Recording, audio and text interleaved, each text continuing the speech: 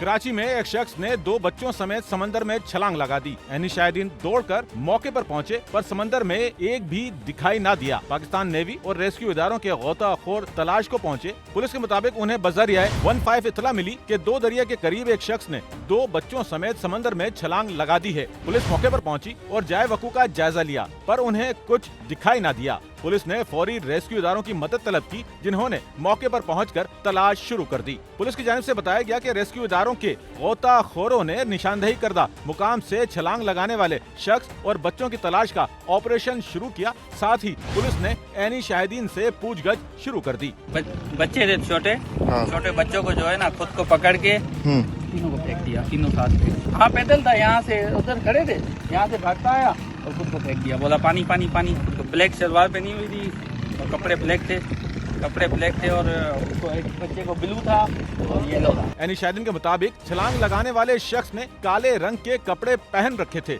बच्चों में एक बच्चा और एक बच्ची थे। जब मैंने देखा ना एक बच्चा गिरा हुआ था, दूसरा भाग रहा था, उसको भी पकड़ा, इसने कूद गया।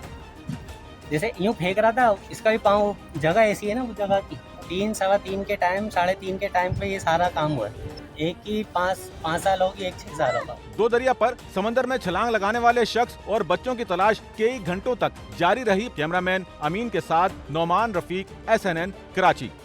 सच्चल न्यूज़ नेटवर्क की वीडियोस में खुशामदीद। नाजरीन, वीडियो से मुतालिक अपनी कीमती राय का इजहार कमेंट बॉक्स में ज़रूर करें और चैनल को सब्सक्राइब करें।